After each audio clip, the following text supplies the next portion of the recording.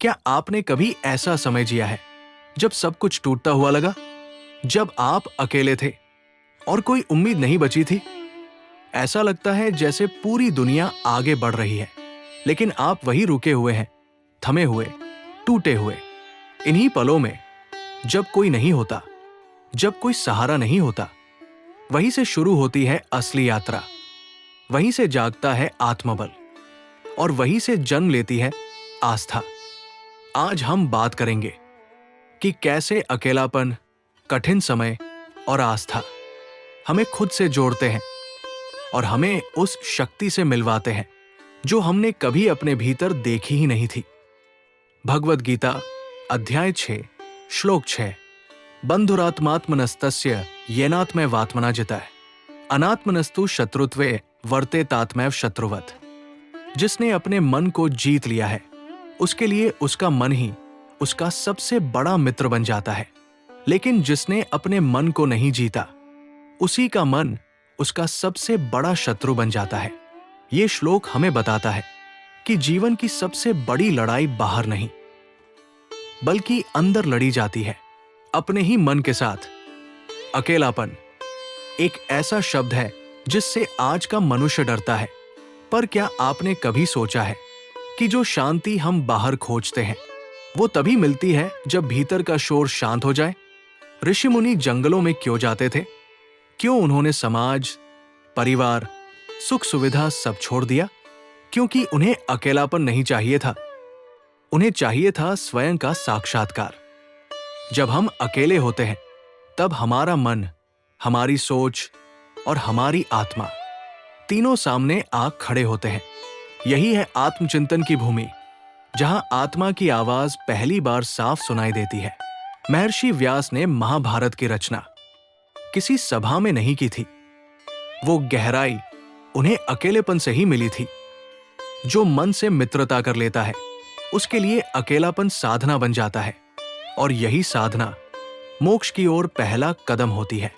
जीवन में कठिन समय हर किसी के हिस्से में आता है, कोई भी इससे बचा नहीं है, न राजा, न ऋषि, न आम मनुष्य।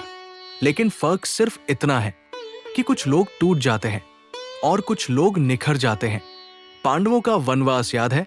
राज्य छिन गया, अपमान हुआ और उन्हें जंगल में भटकना पड़ा। लेकिन क्या वो खत्म हो गए? नहीं, वहीं से उनकी आत्मशक्ति और धैर्य की असली परीक्षा शुरू हुई। कठिन समय हमें तोड़ने नहीं आता, वो हमें दिखाने आता है कि हम किस मिट्टी के बने हैं। वो हमारे भीतर छिपी हुई शक्ति को बाहर लाने का माध्यम बनता है। और इस शक्ति का आधार क्या है? धैर्य, श्रद्धा और आत्मबल। द्रौपदी का उदाहरण लीजिए।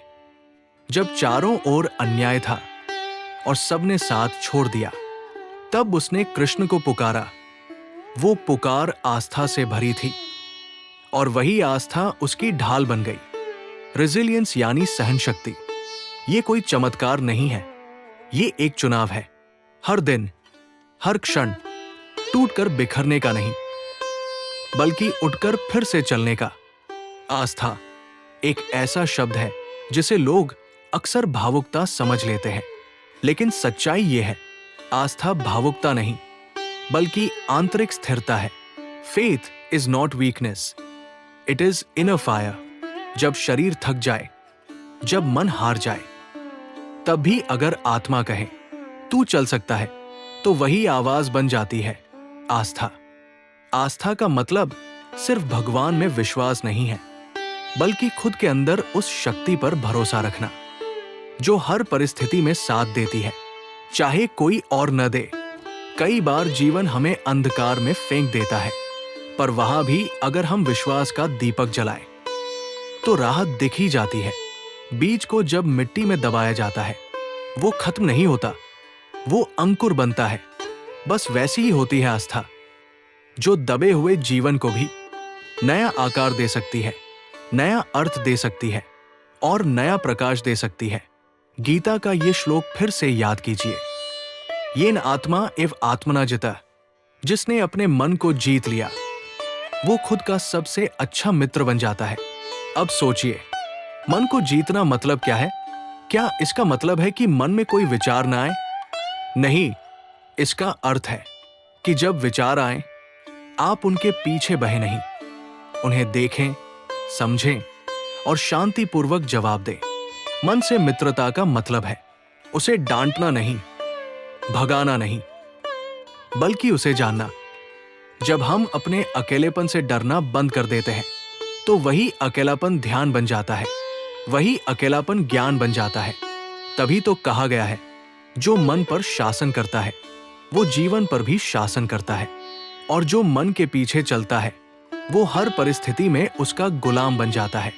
आज के समय में जब लोग हर दर्द से भागना चाहते हैं, जब कोई भी एक क्षण अकेला नहीं रहना चाहता, वही असली साधक वही है जो कठिनाइयों को देखकर रुकता नहीं, बल्कि उनसे सीखता है। तो जब जीवन में कठिन समय आए, भागिए मत, उसका सामना कीजिए। अकेलेपन को बोझ न समझिए, उसे आत्मचिंतन का अवसर मानिए। अपने मन से युद्ध मत कीजिए, उससे संवाद कीजिए। और सबसे जरूरी बात, आस्था रखिए अपने ऊपर, ईश्वर पर और उस अदृश्य शक्ति पर जो हमेशा सही समय पर साथ देती है। याद रखिए, कठिन समय बीत जाएंगे, लोग बदल जाएंगे, पर जो आत्मबल आपने इस संघर्ष में पाया है वो हमेशा आपका साथ देगा। वही बनेगा आपका सबसे सच्चा मित्र।